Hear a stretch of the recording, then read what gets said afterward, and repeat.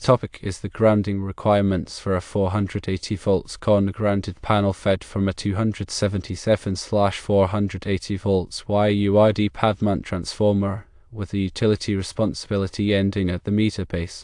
The key question is whether the industrial contractor needs to run a ground conductor with the service conductors from the meter base to the industrial panel. Assumptions are made that the utility is not responsible for installations beyond the meter base. The contractor is responsible for the installation from the meter base to the industrial panel, and the local electrical code, the NEC, applies to the contractor's installation. The NEC requirements, specifically Articles 408 and 409 of the 2005 NEC, are relevant. Article 408.4b states that corner-grounded delta systems shall have a grounded conductor run with the circuit conductors to the service equipment. Article 409.2 states that a neutral conductor shall be provided for every multi-wire circuit. In this scenario, the 277/480 volts Y service is considered a corner-grounded delta system. Therefore, a grounded conductor, which is the neutral, must be run with the circuit conductors to the industrial panel.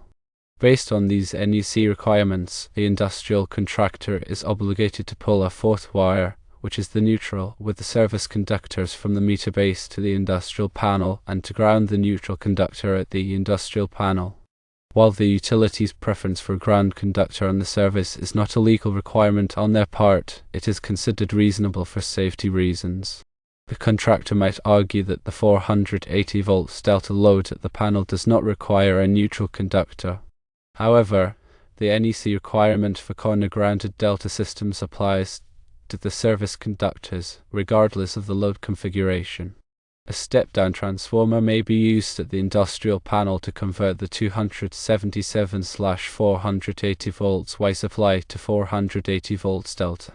In this case, the neutral conductor would not be required past the transformer. It is recommended that the industrial contractor consult with the local electrical inspector for specific code requirements and approvals.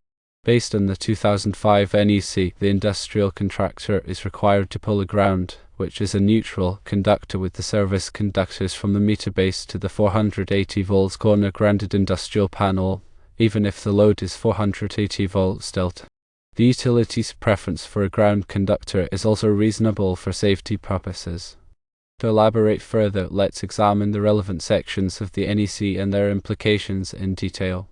The NEC, or National Electrical Code, is a widely adopted standard for safe electrical installation. It's crucial to understand that the NEC is not law unless it is adopted by a local jurisdiction. However, it serves as the basis for most electrical codes in the United States. Article 408, specifically 408.4b, addresses the requirements for switchboards and panel boards.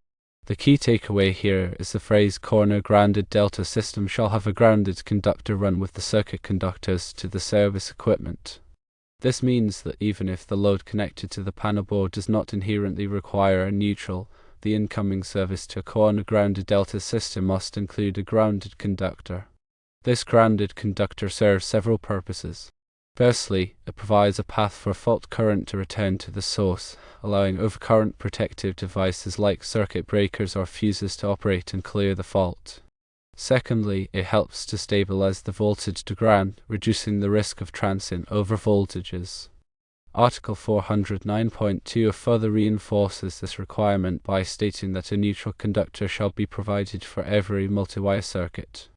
A multi-wire circuit is defined as a circuit consisting of two or more ungrounded conductors having a voltage between them, and a grounded conductor having equal voltage between it and each ungrounded conductor of the circuit, and which is connected to the neutral or grounded conductor of the system.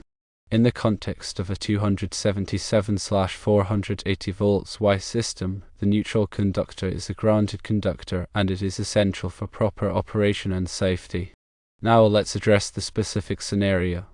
The industrial contractor is installing a 480 volts corner-grounded panel which is fed from a 277/480 volts Y transformer. Even though the load connected to the panel may be a 480 volts delta load that does not inherently require a neutral, the service conductors feeding the panel must include a neutral conductor. This is because the service is considered a corner-grounded delta system, and the NEC mandates a grounded conductor for such systems. The contractor's argument that the 480 volts delta load does not need a neutral is not valid in this case, as the NEC requirement applies to the service conductors, not just the load. The utility's preference for a ground conductor is also important to consider. While they may not be legally obligated to enforce this requirement beyond the meter base, the concern for safety is well founded. A ground conductor provides an additional layer of protection against electrical faults and helps to ensure the overall safety of the electrical system. The use of a step-down transformer at the industrial panel to convert the 277/480 volts Y supply to 480 volts delta is a possible solution. In this case, the neutral conductor would only be required up to the transformer, and the 480 volts delta system downstream of the transformer would not need a neutral. However, this does not eliminate the requirement for a neutral in the service conductors feeding the transformer. It is crucial to consult with the local electrical inspector to ensure compliance with all applicable codes and regulations. The inspector can provide specific guidance based on the local interpretation of the NEC and any local amendments that may be in place. In conclusion, the industrial contractor is required to pull a neutral conductor with the service conductors from the meter base to the 480 volts corner grounded industrial panel, regardless of whether the load is 480 volts delta or not. This requirement is based on the NEC provisions for corner-grounded delta systems and the need for a grounded conductor in multi-wire circuits. The utility's preference for a ground conductor is also a valid consideration for safety reasons. Remember, electrical codes and regulations are complex and can vary depending on the location. It is always best to consult with qualified electrical professionals and local authorities to ensure compliance with all applicable requirements. Now let's delve deeper into the practical aspects of grounding and bonding in this scenario. Grounding and bonding are two distinct but related concepts that are essential for electrical safety. Grounding refers to connecting an electrical system or equipment to the earth, while bonding refers to connecting different metallic parts of an electrical system together to create a low impedance path for fault current. In the case of the 480 volts corner grounded system, the grounding conductor plays a crucial role in providing a path for fault current to return to the source. This allows overcurrent protective devices to operate quickly and effectively, minimizing the risk of electrical shock and fire.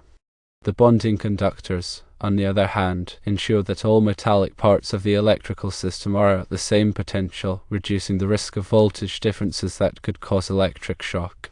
When installing the neutral conductor from the meter base to the industrial panel, it is important to follow proper grounding and bonding practices.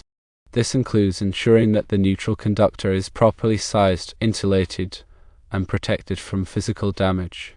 It also includes bonding the neutral conductor to the metal enclosure of the panel board and to any other metallic parts of the electrical system. The size of the grounding and bonding conductors is typically determined by the size of the service conductors, as specified in the NEC. It is important to consult the NEC tables and requirements to ensure that the correct size conductors are used. In addition to the grounding and bonding conductors, it is also important to ensure that the electrical system is properly protected by overcurrent protective devices. This includes using circuit breakers or fuses that are appropriately sized for the load and that are designed to protect against both overloads and short circuits. Overloads occur when the current in a circuit exceeds the rated capacity of the conductors or equipment. Short circuits occur when there is a direct connection between two or more conductors that are normally insulated from each other. Both overloads and short circuits can cause excessive heat and damage to electrical equipment, and they can also pose a risk of electrical shock and fire. By using properly sized and installed overcurrent protective devices, it is possible to minimize the risk of these hazards. In the case of the 480 volts corner grounded system, it is important to use overcurrent protective devices that are specifically designed for this type of system. These devices are typically designed to trip quickly and effectively in the event of a ground fault, which is a type of short circuit that occurs when a conductor comes into contact with ground. RAM fault protection is an important safety feature that can help to prevent electrical shock and fire. When selecting overcurrent protective devices, it is important to consider the interrupting rating of the device. The interrupting rating is the maximum amount of fault current that the device can safely interrupt. It is important to choose a device with an interrupting rating that is high enough to handle the available fault current at the point of installation. The available fault current is the amount of current that would flow in the event of a short circuit. It is typically determined by the impedance of the electrical system and the voltage of the source. In addition to the interrupting rating, it is also important to consider the time current characteristic of the overcurrent protective device. The time current characteristic is a graph that shows how long it takes for the device to trip at different levels of overcurrent. It is important to choose a device with a time current characteristic that is appropriate for the load being protected. For example, a device that is protecting a motor may need to have a time current characteristic that allows for a brief period of overload during starting. Finally, it is important to ensure that all electrical work is performed by qualified and licensed electricians. Electrical work can be dangerous, and it is important to have the knowledge and skills necessary to perform the work safely and correctly. Licensed electricians have completed extensive training and have demonstrated their competency in electrical work. They are also familiar with the NEC and other applicable codes and regulations. By hiring a licensed electrician, you can be sure that the electrical work is being done safely and correctly. To further clarify the requirements and address potential questions, let's consider some common scenarios and concerns that may arise during the installation of a 480 volts corner-grounded system. Firstly, there might be confusion regarding the terminology used in NEC. The terms grounded conductor and neutral conductor are often used interchangeably, but they have specific meanings. The grounded conductor is the conductor that is intentionally connected to ground, while the neutral conductor is the conductor that carries the imbalanced current in a three-phase system. In a corner-grounded delta system, one of the phase conductors is grounded, and this conductor serves as both the grounded conductor and the neutral conductor. Secondly, there might be questions about the size of the grounding and bonding conductors. The NEC provides tables that specify the minimum size of these conductors based on the size of the service conductors. It is important to consult these tables carefully to ensure that the correct size conductors are used. Thirdly, there might be concerns about the location of the grounding electrode. The grounding electrode is the conductor that connects the electrical system to the earth. It is typically a ground rod, a ground plate, or a metal water pipe. The NEC specifies the requirements for the location and installation of grounding electrodes. Fourthly, there might be questions about the use of surge protective devices. Surge protective devices, or SPDs, are designed to protect electrical equipment from voltage surges, such as those caused by lightning or switching transients. SPD are typically installed at the service entrance and the downstream panels. It is important to choose SPD that are appropriate for the voltage and current levels of the electrical system. Fifthly, there might be concerns about the maintenance of the electrical system. Regular maintenance is essential for ensuring the safety and reliability of an electrical system. This includes inspecting the grounding and bonding connections, testing the overcurrent protective devices, and checking for any signs of damage or deterioration.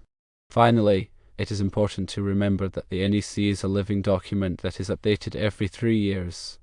It is important to stay up to date with the latest changes to the NEC to ensure that your electrical installations are in compliance with the current requirements.